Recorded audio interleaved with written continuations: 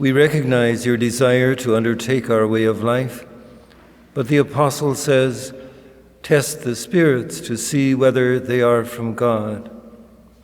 For this reason, we cannot grant you an easy admittance. We must first determine whether you truly seek God and are zealous for the work of God, obedience, and the practice of humility. We must also tell you all the trials and hardships through which we travel to God. For the present, then, we receive you as Christ himself and permit you to enter the novitiate. That person who's discerning usually comes for a period of time on a retreat, sometimes a weekend retreat. And sometimes that after that weekend retreat, then a person might stay for a little longer length of time.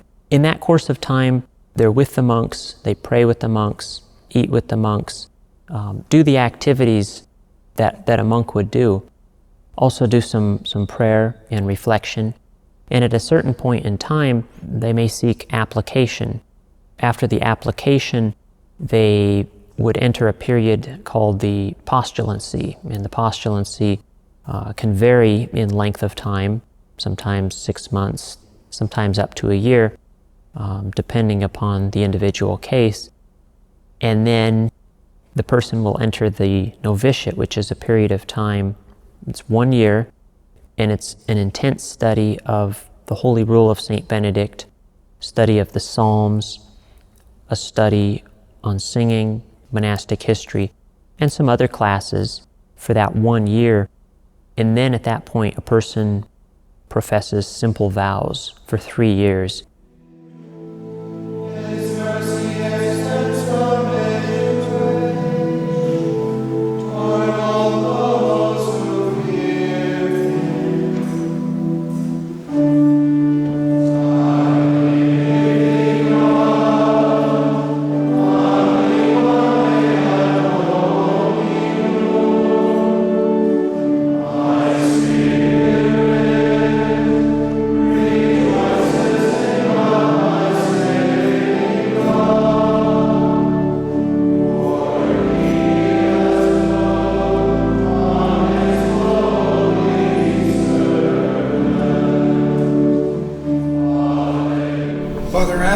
This man has been tested in the monastery and the novitiate over the past year, and he persists in his resolve.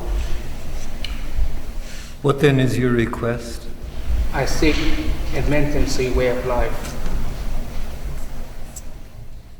As you reach the end of your novitiate, listen once again to the words of our Most Holy Father, St. Benedict, whose rule of life you seek to embrace. And at that point, they make a commitment for 3 years. During that period of time, they can usually given some responsibility or some work, sometimes taking classes, sometimes doing other, maybe more manual labor. And then at the end of that 3 years, then a person can request to make solemn vows. And solemn vows will be for life. And then once you're solemnly professed, then you're a permanent member of the community, and you have chapter rights. You can vote, and you can make decisions with the rest of the community.